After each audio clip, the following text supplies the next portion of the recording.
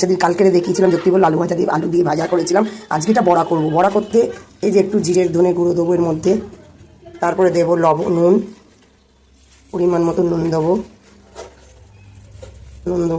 তারপরে দেবো হলুদ, তারপরে দেবো হলুদ গুঁড়ো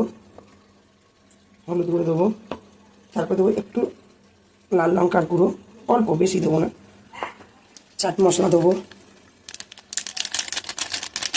চাট মশলা দিলাম, তার একটা গুঁড়ো মশলা দিলাম,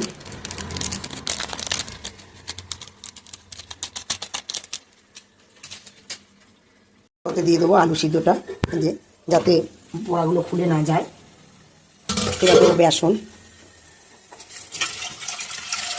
বেসন দিয়ে দিলাম। এবার দেবো এখানে চালের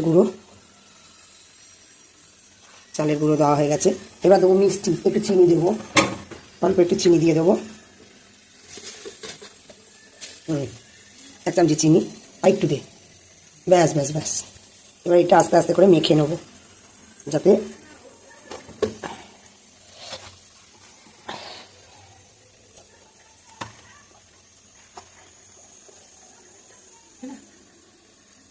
তেল গরম হয়ে গেছে। এইবার দিয়ে দিচ্ছি এই যে বড়া।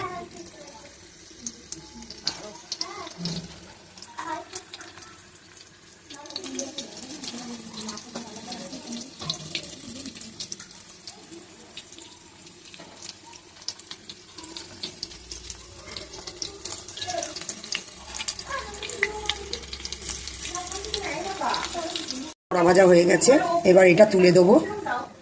ভাজা হয়ে গেছে যুক্তি ফুলের বড়া।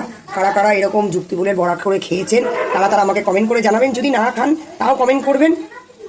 যুক্তি ফুল তো অনেকে ভাজা খান, কি বেগুন দিয়ে তরকারি মতন করে, কেউ অনেকে সিদ্ধ খায়। আমি এটা বড়া ভেজেছি। আপনারা যারা ভাজা খেয়েছেন তারা কমেন্ট করবেন, যারা খাননি তারাও কমেন্ট করবেন। আর আমাকে একটু বেশি বেশি করে শেয়ার করুন, লাইক করুন, কমেন্ট করুন। টাটা।